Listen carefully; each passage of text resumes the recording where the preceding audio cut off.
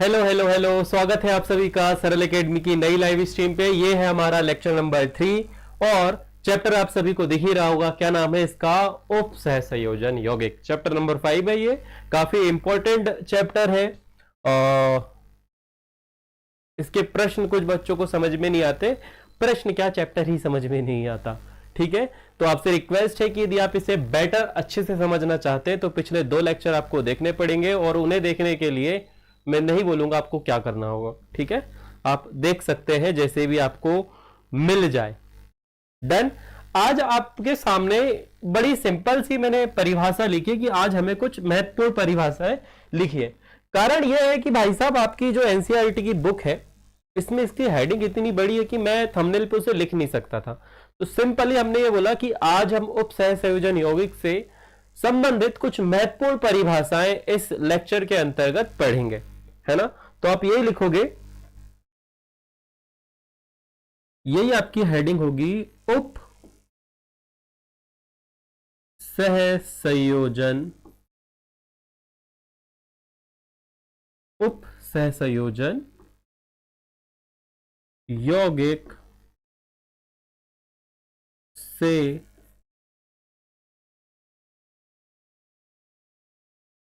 संबंधित कुछ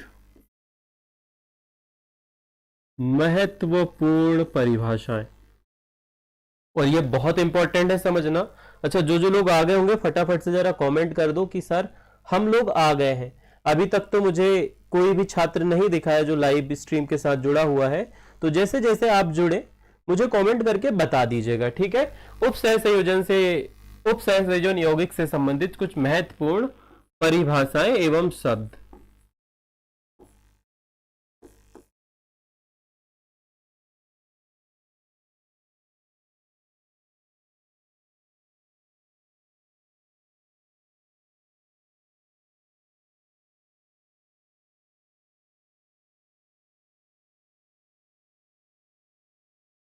अब आप लोगों को यहां तक पहुंचने से पहले उप सह संयोजन यौगिकों के बारे में कुछ बातें पता होनी चाहिए। और मैं फिर से आज कुछ परिभाषा, कुछ शब्दों को तकनीकी रूप से वापस करूं। गुड इवनिंग बेटा, good evening Priyanshi, I know and I remember your name. यहां पर एक ऐसी कुछ धातु होती है, इसकी प्राथमिक ऑक्सीकरण संख्या होती है। इससे कुछ ऐसे हमारे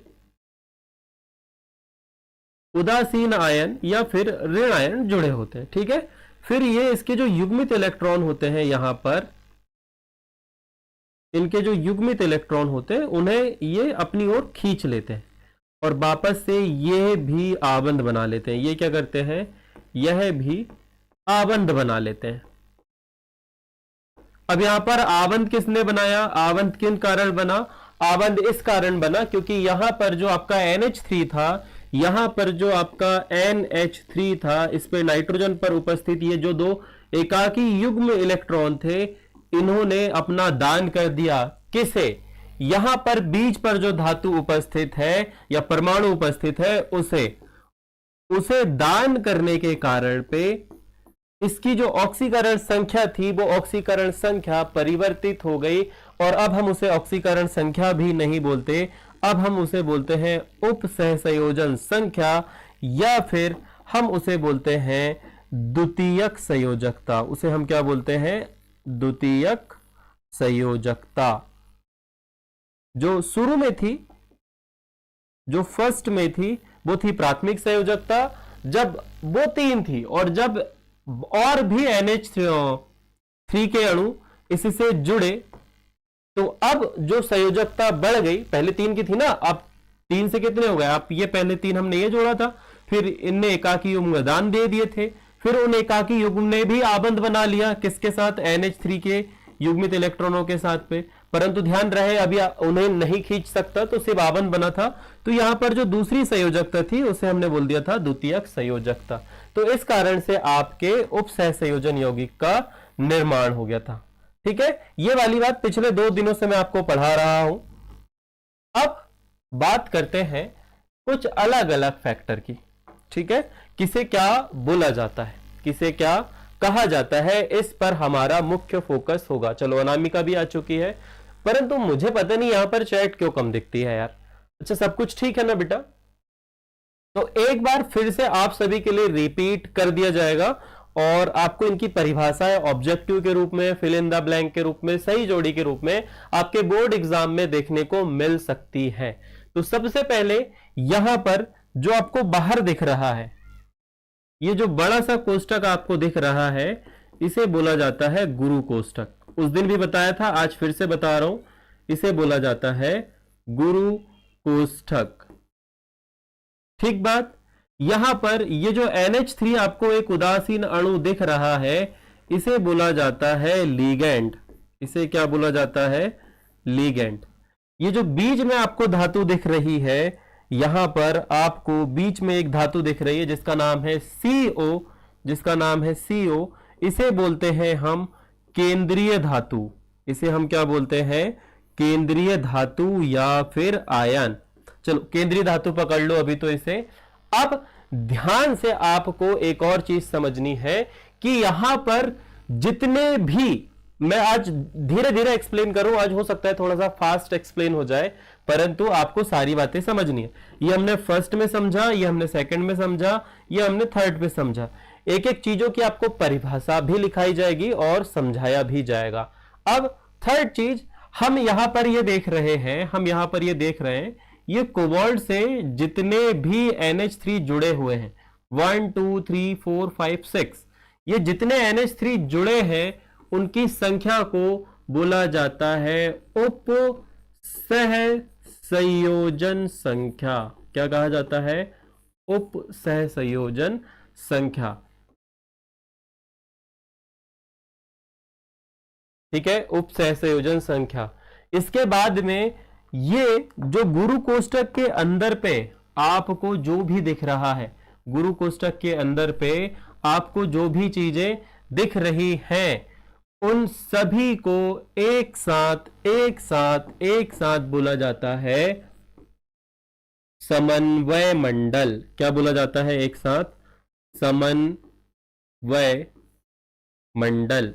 समन्वय मंडल। हमने समन्वय गलत लिख दिया, यहां पर ना आएगा समन्वय मंडल।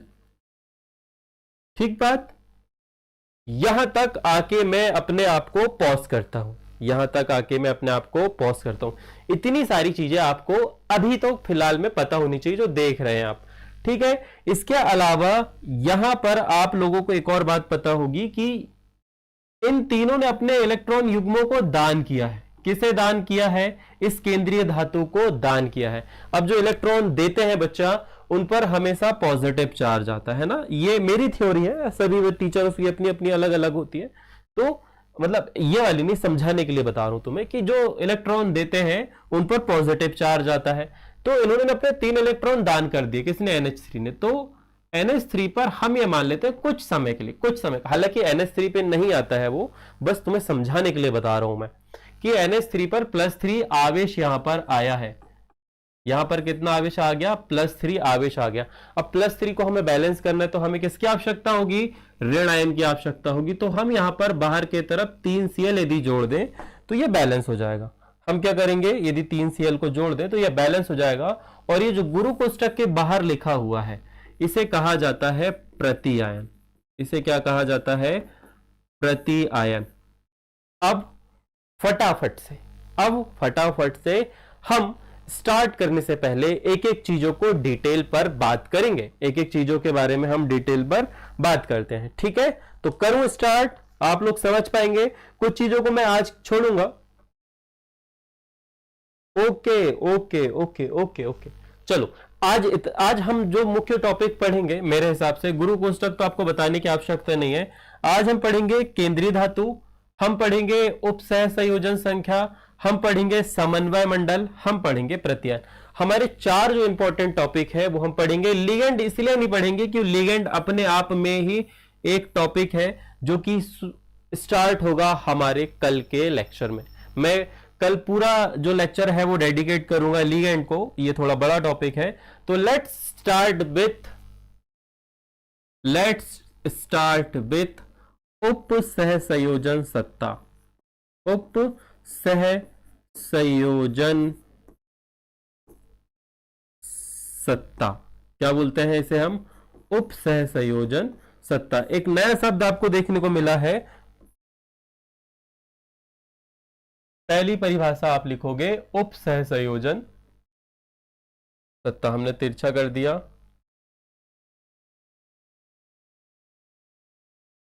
उप सह संयोजन सत्ता, या हम इसे समन्वय सत्ता के नाम से भी जानते हैं।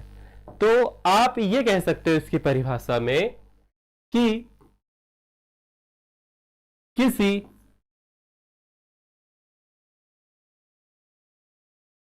उप उप सह संयोजी यौगिक में गुरु कोष्ठक के अंदर उपस्थित सत्ता,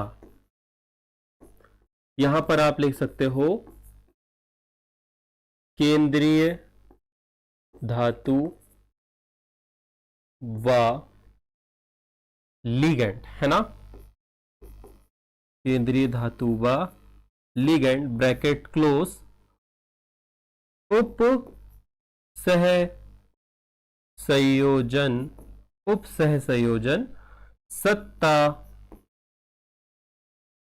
या समन्वय सत्ता। अच्छा, इसकी परिभाषा दो दो जगह लिखी है ना, समन्वय सत्ता की परिभाषा दो दो जगह लिखी हुई है, तो आप कंफ्यूज मत होना। समन्वय सत्ता कहलाती है। अमकी बिंदी हमने गलती से लगा दिया, आप लोग मत लगाइएगा, मैडम वैसे ही बहुत बड़ा इरेजर लेती है। सत्ता कहलाती है।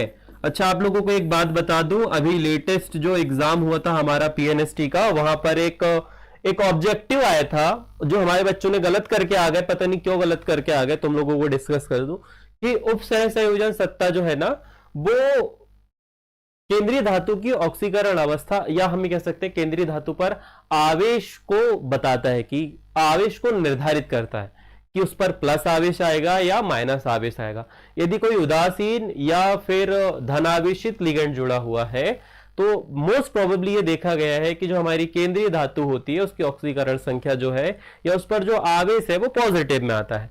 और यदि कोई ऋणावेशित स्पीसीज या लिगेंड जुड़ा हुआ है, तो वैसी स्थिति पे हमारी पूरी उपसह संयोजन सत्ता पर ऋणावेश आ जाता है। तो उपसह संयोजन सत्ता में आप समझ गए होंगे कि क्या होता है। अब यही बोला गया था उपसह संयोजन सत्ता में, यह बताया था कि उपसह संयोजन सत्ता किस प्रकार की, एक अच्छा सा प्रश्न था यार, समाव्यवता दर्शाते हैं। तो वहां पर काफी सारे ऑब्जेक्टिव्स थे जिसमें लिगेंड को बस हमें चेंज करना था। ऑप्शन बी शायद उसका करेक्ट आंसर था और बच्चे ये प्रश्न गलत करके आए थे। हालांकि जब भी मैं सॉल्व करवाऊंगा तो आप लोगों को बता दूंगा कि कैसे होते हैं, ठीक है? तो अपन यहां पर दो प्रकार के उदाहरण उठाएंगे। हमारी बुक में उदाहरण दिए गए, हमारी बुक में तो काफी सारे उदाहरण दिए हुए हैं, ठीक है? तो एक एक करके अपन सारे उदाहरण लिखते हैं जो बुक में दिए हुए हैं। यहां पर इन्होंने सबसे पहले कोबाल्ट को लिया है और कोबाल्ट से इन्होंने सबसे पहले 3 NH3 को जोड़ा हुआ है। किससे जोड़ा हुआ है? 3 NH3 को जोड़ा हुआ है। इसके युग्मित इलेक्ट्रॉन है ऐसे, यहां पर युग्मित इलेक्ट्रॉन है। वापस से इनसे इन्होंने क्लोरीन को भी अंदर ही जोड़ दिया है। क्या किया हुआ है? क्लोरीन को अंदर ही जोड़ दिया, जिस कारण से ये जो हमारा उपसह संयोजन सत्ता है, ये पूरी जो उपसह संयोजन सत्ता है, बाहर कुछ नहीं ना, सब अंदर है, तो ये आपकी पूरी एक साथ कहलाएगी क्या? उपसह संयोजन सत्ता। गुरु कोष्ठक के अंदर उपस्थित केंद्रीय धातु एवं लिगेंड एक साथ उपसह संयोजन सत्ता या फिर समन्वय सत्ता कहलाते हैं। ये बात आप याद रखोगे, ठीक है? मैं इसका कलर चेंज करके येलो कर देता हूं और यहाँ पर आपके कुछ तत्वों हैं जिनके कलर भी मुझे कुछ अलग कर देने चाहिए, है ना। इनके जो कलर हैं वो हमें